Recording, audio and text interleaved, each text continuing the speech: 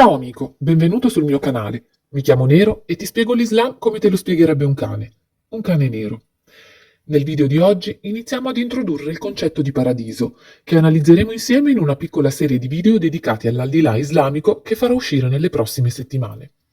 Se l'argomento ti interessa, non dimenticarti di iscriverti al canale e di attivare la campanella delle notifiche per non perderti i prossimi episodi. Per rendere più scorrevole la descrizione, leggerò solo alcune delle sure degli hadith che ne parlano e mi limiterò a fare un riassunto delle altre, ma ti lascerò comunque tutte le fonti nell'info box in modo che tu possa verificare l'accuratezza delle descrizioni che andrò a fare. Come al solito faccio un doveroso disclaimer ricordando che questo canale non vuole assolutamente promuovere messaggi di odio e discriminazione nei confronti di persone di fede islamica. Come sempre mi limito ad analizzare Corano e Hadith autentici nella loro interezza, sottolineando anche gli aspetti problematici o controversi. In fondo, se avete visto altri miei video, sapete che il mio scopo è quello di condividere con voi tutto quello che viene detto in merito ad un argomento specifico, senza selezionare in maniera arbitraria le narrazioni più positive, tralasciando quelle negative. Nel frattempo, se sentite miagolare, la mia gatta è qui con me. Non preoccupatevi, andiamo avanti e veniamo a noi. Come è descritto il paradiso nei testi sacri? Nel Corano, il paradiso è dipinto come un luogo di estrema gioia e benedizione. Corano, Sura 47, versetto 15, menziona fiumi di latte inalterato, fiumi di vino delizioso, fiumi di miele chiaro e fiumi di acqua purificata. Queste descrizioni evocano immagini di abbondanza e soddisfazione, dove ogni desiderio, più che altro ogni desiderio di pancia, viene appagato. Gli hadith, cioè i detti del profeta, fanno menzione di ulteriori benedizioni nel paradiso, come l'accesso ad alberi dai frutti meravigliosi e bevande alcoliche che non fanno ubriacare, ed ampliano ulteriormente questa descrizione. Il profeta Maometto ha detto: «Nel paradiso ci sono abitazioni fatte di perle e pietre preziose, e il terreno è composto da muschio profumato». Vengono anche descritte altre meraviglie, come alberi sotto l'ombra dei quali un viaggiatore può attraversare il deserto in 100 anni senza mai uscire dalla loro ombra.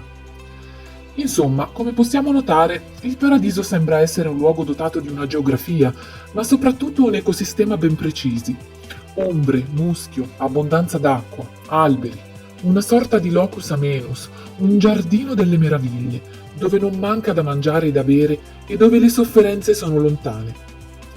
Viene da chiedersi se in effetti questo luogo non rappresenti una fantasia e una consolazione per persone abituate a combattere contro il calore del deserto, l'assenza di acqua e di risorse.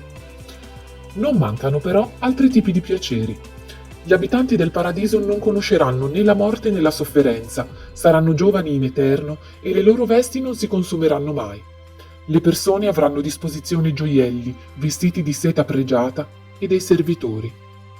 Secondo la dottrina, il paradiso è una ricompensa per tutti coloro che hanno condotto una vita giusta e virtuosa e per i bambini in età prepuberale, i quali entreranno in paradiso a prescindere dalla fede dei genitori e dal luogo di provenienza.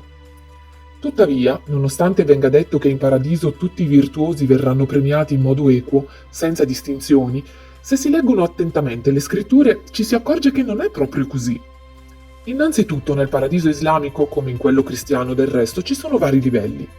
Il paradiso vero e proprio si trova sotto il trono di Allah, sopra il cielo più alto, in un luogo diverso dal giardino dell'Eden in cui vissero Adamo ed Eva. Al livello più alto del paradiso sono posti i profeti dell'Islam, i martiri e i più religiosi fra i musulmani. Avrete poi notato che a un certo punto vi ho citato dei servi. Quello dei servitori è un argomento che approfondiremo in un prossimo video, ma già la presenza di queste figure nello stesso Corano fa saltare all'occhio come nonostante il paradiso sia un luogo dove regna l'equità, ci siano comunque gerarchie, schiavi in un certo senso e distinzioni tra i giusti e quelli ancora più giusti, a cui viene riservata una sorta di area VIP e privilegi speciali. Tra questi privilegi speciali, oltre ai palazzi decorati di pietre preziose, latte, frescura e miele, si contempla anche la possibilità di bere o di godere della compagnia di molte donne, tutte cose haram, ossia proibite durante la vita terrena. Permettimi a questo punto una riflessione puramente personale a riguardo e fammi sapere anche la tua nei commenti.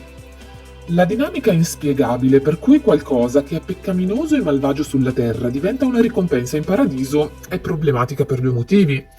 La prima è che, a mio avviso, questo cambio di prospettiva da proibito ad accessibile generi una sorta di dissonanza cognitiva per cui le persone sono invitate a rinunciare a qualcosa perché è immorale, ma in realtà è come se venisse detto loro: ehi, non è che sia così poi tanto sbagliato, potrai bere e andare a letto con molte donne, solo non adesso e non qui, rendendo di fatto i concetti di morale o immorale flessibili e relativi.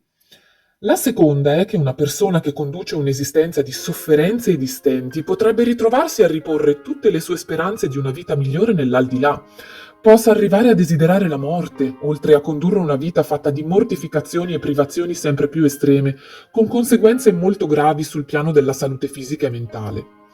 Una menzione speciale va fatta nei riguardi delle presenze femminili del paradiso, le donne incaricate di accogliere i giusti in paradiso dalla bellezza ultraterrena, ma in questo video mi limito ad accennare la questione perché ho intenzione di dedicare un video a parte sull'argomento. Siamo giunti alla conclusione del primo video introduttivo sull'aldilà. Fammi sapere cosa ne pensi e lasciami un like di supporto.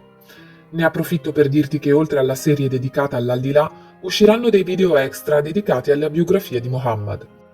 Intanto, grazie per essere stato con me fino alla fine e ci vediamo al prossimo video. A presto, Nero.